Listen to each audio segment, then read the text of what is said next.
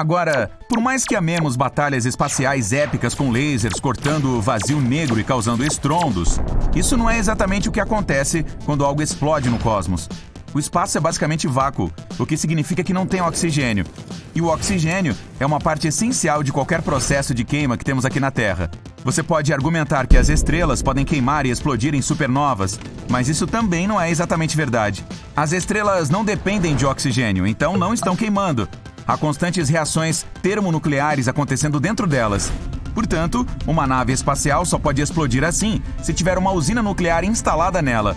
Se isso não acontecer, então o único efeito especial que se obtém é um breve flash que desaparece em um piscar de olhos. O oxigênio líquido, que geralmente está a bordo das naves espaciais, queima muito rápido no vácuo do espaço sideral. Quanto ao estrondo, o oxigênio também desempenha um papel crucial aqui. O som só viaja graças às moléculas de ar que se chocam umas com as outras. Como não há ar no espaço, toda a cena seria absolutamente silenciosa. Isso também não é uma coisa ruim. Imagine como o Sol seria ensurdecedor se o som pudesse viajar no espaço. Apesar do que muitos diretores de ficção científica querem que acreditemos, não há lado negro na Lua. Nosso satélite rotaciona junto com a Terra, o que significa que um lado está sempre voltado para nós, enquanto o outro fica sempre fora de vista. O Sol está muito mais longe de nós do que da Lua, e ambos estamos girando e girando, aquecendo e iluminando este lado e aquele de cada vez. Isso significa que, a cada breve período de tempo, a Lua é iluminada pelo Sol de ambos os lados, só que não podemos ver isso de onde estamos. Embora as coisas pareçam sem peso no espaço sideral, há gravidade real em todo lugar. Ela se torna mais fraca quanto mais você se afasta de um objeto pesado, como nosso planeta, mas ainda está lá. Na verdade, não há um único lugar no universo que não seja afetado pela gravidade deste ou daquele objeto cósmico. Tudo que possui massa também tem gravidade. Sim, até você e eu. Mas os objetos espaciais são tão grandes que puxam coisas menores em sua direção.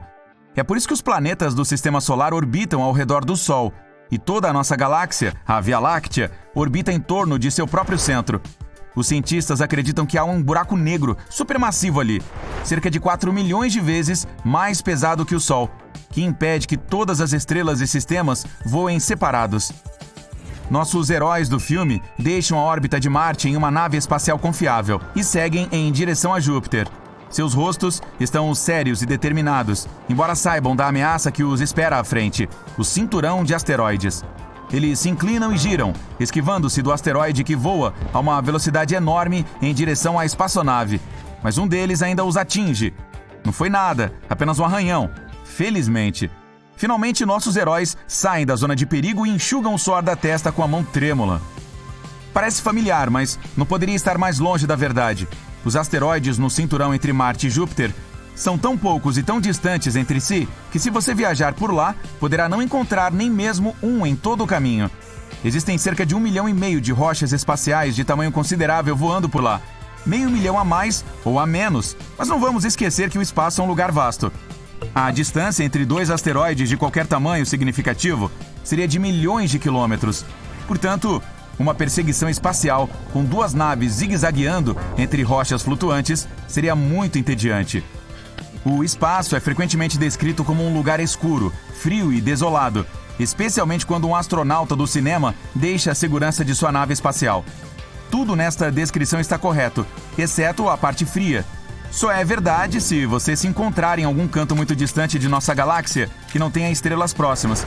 Mas se estiver, por exemplo, na órbita da Terra e diretamente de frente para o Sol, a temperatura no vácuo cósmico pode chegar a escaldantes 120 graus. É por isso que os trajes espaciais são brancos. Essa cor reflete melhor a luz do que qualquer outra. Ainda assim, a temperatura em uma região que não está exposta aos raios do Sol pode ser realmente congelante. O calor não se espalha igualmente pelo espaço. Então, se você não estiver direcionado para uma fonte de calor, sente muito, muito frio. Falando sobre o Sol, de alguma forma sempre é amarelo nos filmes. O fato é que a cor que vemos da Terra é uma ilusão de ótica criada pela atmosfera do nosso planeta, assim como o azul do céu durante o dia. A luz solar se espalha na atmosfera e se distorce, formando espetáculos coloridos ao amanhecer e ao anoitecer. No vácuo espacial, não há nada para refratar a luz. Então o Sol aparece como realmente é, branco. Essa bola de gás brilhante é muito quente. Há um clarão brilhante no céu, seguido por uma cauda de fumaça e uma rocha espacial em brasa cai no chão, deixando uma enorme cratera carbonizada após o impacto. Bom, embora a cauda esfumaçada e a cratera sejam parcialmente verdadeiras, os meteoritos não têm realmente a chance de ficar tão quentes assim enquanto caem. Um meteorito é um asteroide que, de alguma forma, entrou na atmosfera da Terra e sobreviveu ao atrito o suficiente para cair na superfície. Isso acontece com bastante frequência. Geralmente não vemos essas rochas porque, normalmente, são muito pequenas e caem em áreas desabitadas.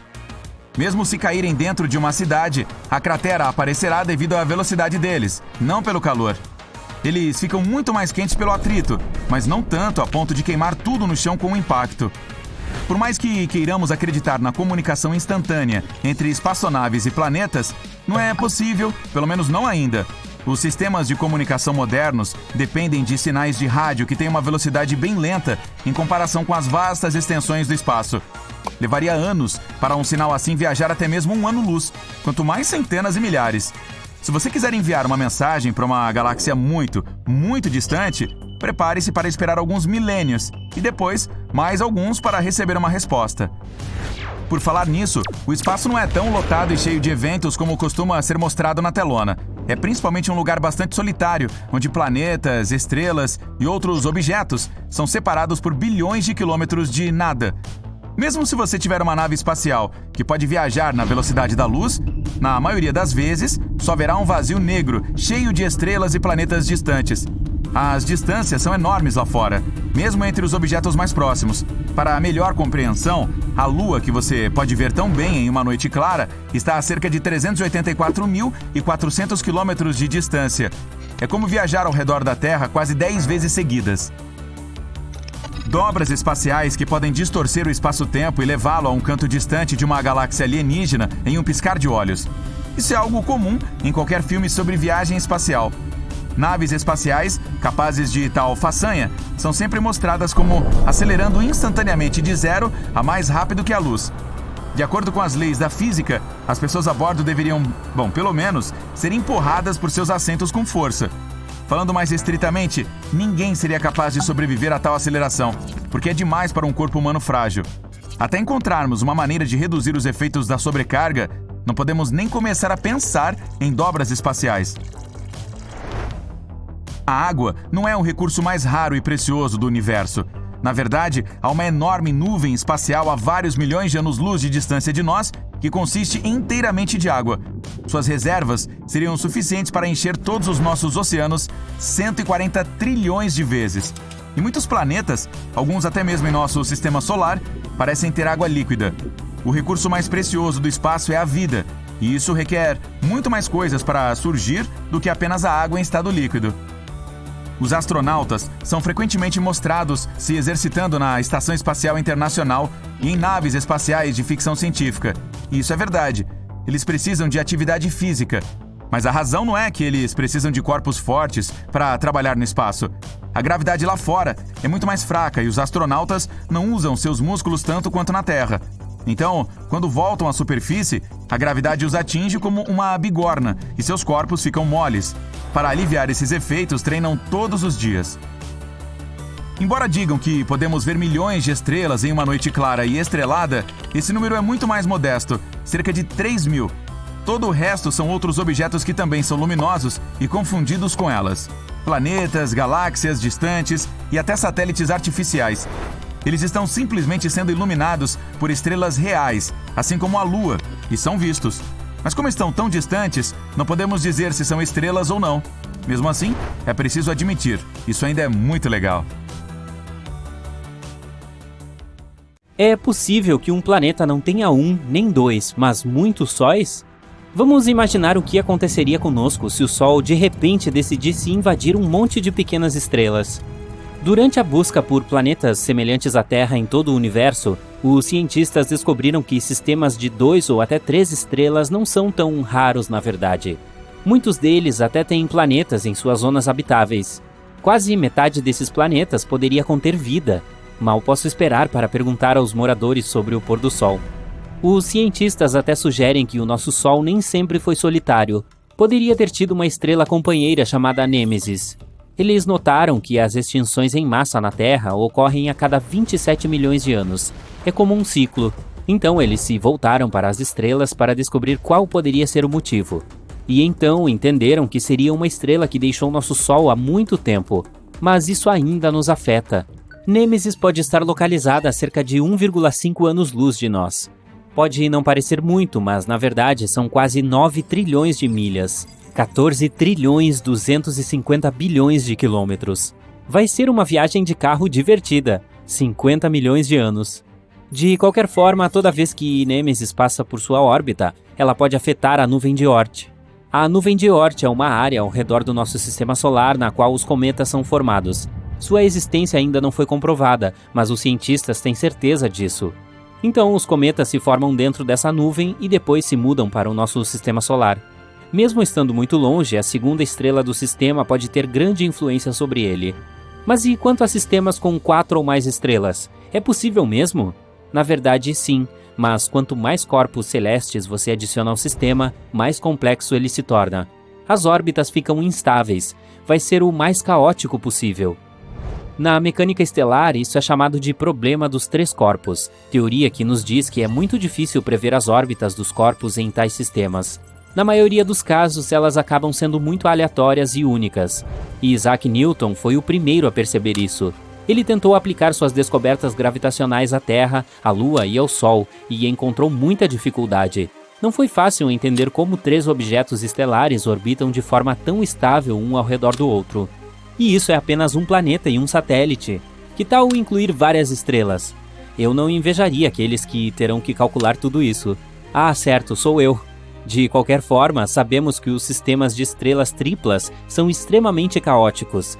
Mas e os sistemas com mais estrelas? Eles são muito raros.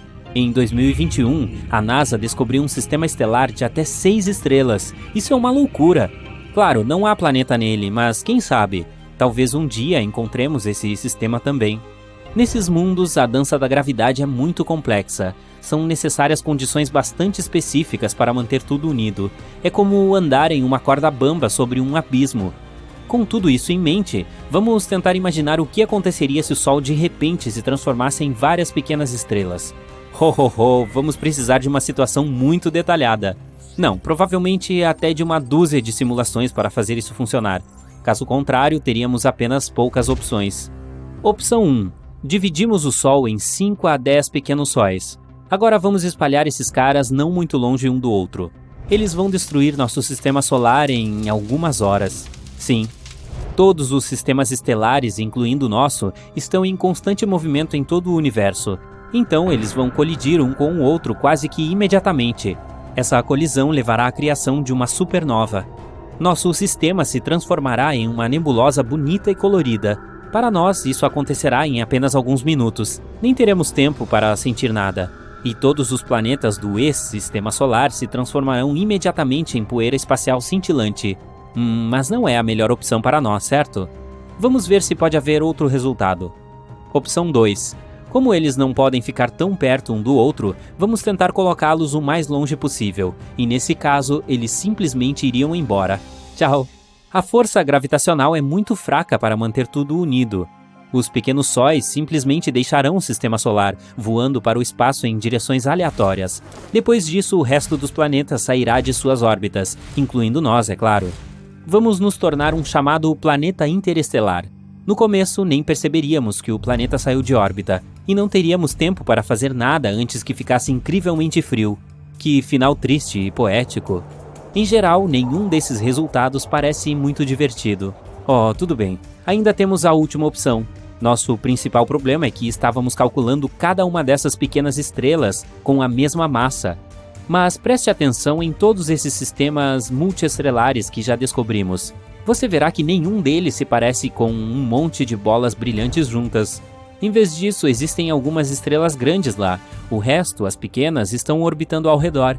Então, que tal? 2 estrelas grandes e 2 pequenas. Como ficaria a Terra, então? Bom, a sua órbita se tornará terrivelmente instável. Ficaríamos indo para frente e para trás. Eu não recomendaria, honestamente. Sabemos a que isso pode levar e é uma loucura, porque já aconteceu conosco uma vez.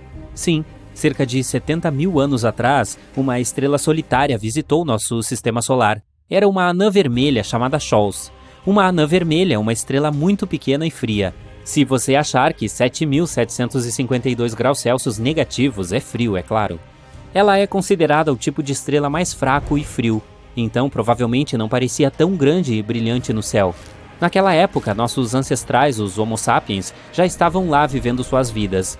E você pode imaginar? Eles viram outra estrela no céu se aproximando do Sol. Como será que foi essa visão? E então Scholz ignorou o Sol e voou para algum lugar para seguir surfando no espaço. Você não estava esperando algum tipo de desastre, estava? Se isso tivesse acontecido, você não teria tido a chance de assistir a este vídeo agora. A partir dessa história, podemos ver o que acontece com a Terra durante esses eventos estelares. Naquela época, uma enorme quantidade de atividade vulcânica aconteceu em nosso planeta. Também sofremos algumas chuvas de meteoros que quase nos exterminaram. Nossos ancestrais com certeza tiveram dificuldades. Algo semelhante acontecerá em nosso hipotético planeta com 4 sóis, mas em uma escala muito maior. Atividade vulcânica constante, terremotos e tsunamis. Além disso, a duração de um dia mudará, assim como a duração de todas as estações e do ano como um todo. Eles não serão mais estáveis devido às mudanças regulares na gravitação. Em outras palavras, você nunca saberá quando esperar um inverno anual ou um verão quente. E quando estivermos precisamente no meio entre 2 estrelas, não haverá noites. Elas iluminarão ambos os lados do nosso planeta e teremos que dormir sob luz solar intensa. E se você acha que isso é uma coisa ruim, tenha em mente que também seremos atacados por muito mais raios ultravioleta e ventos solares devido aos nossos 4 sóis. A cor deles também vai mudar. Eles se tornarão anãs vermelhas, proporcionando uma coloração laranja escarlate no céu. Também teremos muito mais eclipses solares, só que em vez da Lua, o Sol seria eclipsado por outro Sol. Provavelmente ficaria um pouco mais escuro. Para ser honesto, é improvável que algo sobreviva na Terra depois de tudo isso. Quero dizer, é possível, mas faça você uma centena de simulações se quiser ter certeza. Teoricamente, poderíamos sobreviver em um sistema estelar binário simples, por exemplo, em um que consiste em 2 estrelas próximas uma da outra. Cada um deles teria que ser 2 vezes menor do que o nosso Sol. Esse seria o cenário perfeito. E é bem possível no futuro. A NASA está atualmente trabalhando em um plano para realocar nossos descendentes para a próxima Centauri B. Esse é um planeta perto do sistema estelar mais próximo do Sol, Alpha Centauri. E quem sabe, talvez um dia no futuro nós realmente nos mudemos para lá. Então veremos como é viver com vários sóis. Vênus possui temperaturas imensamente altas, tão quentes que dá para derreter chumbo. É o planeta mais quente do nosso sistema solar, com um ambiente de alta pressão e ventos incrivelmente fortes. Eles são 50 vezes mais velozes que a rotação do planeta, que está ficando cada vez mais quente com o passar do tempo, e os cientistas ainda não sabem explicar o motivo. Mas encontraram uma coisa interessante nas nuvens de lá: um possível sinal de matéria biológica em decomposição. Então quer dizer que há vida em Vênus? Pouco provável, já que esse planeta tem uma atmosfera seca e com muita ventania, e não possui água suficiente para que alguma forma de vida se desenvolva. Os anéis ao redor dos planetas são mais comuns do que imaginávamos. Os de Saturno são os mais famosos e espetaculares. Consistem parcialmente em água congelada que fica brilhando e refletindo a luz, e não há nada parecido no resto do nosso sistema solar. Júpiter, Urano e Netuno possuem anéis também, mas são feitos de poeira e partículas rochosas. Além disso, os astrônomos descobriram que há anéis ao redor de um asteroide também. Mas por que será que a Terra não os tem? Eles existem nos gigantes gasosos e não nos rochosos. Há 2 teorias que explicam como eles se formam. Podem ser resquícios da época em que os planetas estavam se formando, ou então o que sobrou de algum impacto que destruiu uma lua desconhecida, ou de quando a gravidade separou essa lua de seu planeta-mãe. Ainda não está claro por que apenas os planetas gasosos possuem anéis. Eles se formaram na parte de fora do nosso sistema solar, enquanto os rochosos se formaram nos círculos mais próximos do Sol, então isso pode ser uma pista. Talvez estes tiveram maior proteção dos fortes impactos que podem ter formado os anéis. Outra coisa, há mais luas na parte de fora do sistema solar, e mais anéis também. Outra hipótese é de que planetas maiores possuem mais volume, então o sistema de anéis pode permanecer estável lá. Algumas teorias afirmam até que pode ter havido um desses sistemas na Terra. Há muito, muito tempo, ela colidiu com um objeto do tamanho de Marte, o que resultou em um denso anel de partículas e detritos. Mas nossa história foi um pouquinho diferente dos demais planetas mais distantes, e esses anéis provavelmente se juntaram e formaram a Lua. Nós sabemos qual é o formato do universo? Em sua teoria da relatividade geral, Einstein dizia que o universo poderia ser de uma das seguintes formas: fechado como uma esfera, aberto como uma cela ou plano como uma folha de papel. Seu formato determina se ele é infinito ou não, e se vai expandir para sempre ou entrar em colapso em algum momento. O formato do universo depende de sua densidade e de seu ritmo de expansão. Uma das melhores formas de determinar isso é usar uma coisa chamada radiação cósmica de fundo, que corresponde aos vestígios radioativos do Big Bang. As ondas de som que estavam se movimentando pelo universo em seus estágios iniciais produziam variações especiais muito pequenas na temperatura de sua luz fraca. Resultados de estudos mostraram que o universo provavelmente se expande por todas as direções, o que indica que é plano. Porque o nosso Sol é quente e a Lua é fria, o Sol libera calor porque seu núcleo é extremamente quente. Lá dentro, a pressão é muito alta e o hidrogênio se transforma em hélio. É assim que o calor e a luz são liberados em quantidade suficiente para iluminar nossos dias na Terra e sustentar a vida aqui, mesmo estando a 150 milhões de quilômetros de distância. A Lua não é quente porque não tem atmosfera, então não consegue absorver a luz solar como o nosso planeta. Sua superfície fica muito quente durante o dia, a cerca de 100 graus Celsius. Mas como não há atmosfera, a temperatura cai demais durante a noite, atingindo 173 graus negativos. O Sol é quente, disso não há dúvidas, mas o espaço ao redor dele é gelado. O calor é a energia que os objetos armazenam dentro de si. A temperatura é como medimos se alguma coisa é quente ou fria. Então, quando você transfere calor para determinados objetos, a temperatura dele sobe. Tire ele e a temperatura cai. Você pode transferir calor de 3 formas diferentes: por convecção, condução ou radiação. A convecção ocorre dentro de gases e líquidos e a condução é para coisas sólidas. A temperatura só afeta a matéria. O espaço não tem partículas suficientes, é praticamente um vácuo total, o que significa que transferir calor não é eficaz. A única forma de fazer isso seria por meio de radiação. Quando o calor que vem do Sol cai sobre um objeto em forma de radiação, os átomos que compõem aquele objeto absorvem energia, que movimenta os átomos e os faz produzir calor por meio desse processo. No espaço, a temperatura dos objetos permanece a mesma por um bom tempo. Os frios continuam frios e os quentes permanecem quentes. Se você colocar qualquer coisa fora da atmosfera terrestre e a expuser à luz solar direta, o Sol vai aquecê-la a cerca de 120 graus. Os objetos do espaço sideral que rodeiam nosso planeta e não recebem luz solar direta ficam com temperatura de 10 graus. Isso porque há moléculas que escapam da nossa atmosfera, então o Sol acaba aquecendo eles. As pessoas costumam pensar que a água é algo muito raro no espaço sideral, mas agora sabemos que ela existe congelada em todo o sistema solar. Para começar, é possível encontrá-la em asteroides e cometas. Também está presente nas crateras de Mercúrio e da Lua, que estão em sombra permanente. Em Marte, há gelo nos polos, debaixo da poeira da superfície. Pode não ser suficiente para sustentar colônias humanas lá em cima, mas é alguma coisa. Outros corpos em nosso sistema solar também contêm gelo, como o planeta anão Ceres e uma das luas de Saturno. Europa, uma das luas de Júpiter, pode ser uma forte candidata a ter vida. Ela provavelmente tem um oceano inteiro debaixo de sua superfície, congelada e rachada. Pode ter o dobro de água de todos os oceanos do nosso planeta. A maior das luas de Saturno também tem um ciclo líquido, mas não é de água. Ele movimenta materiais entre a superfície e a atmosfera. À primeira vista, parece com o ciclo da água que temos na Terra, mas os imensos lagos de Titã estão cheios de gás etano e metano.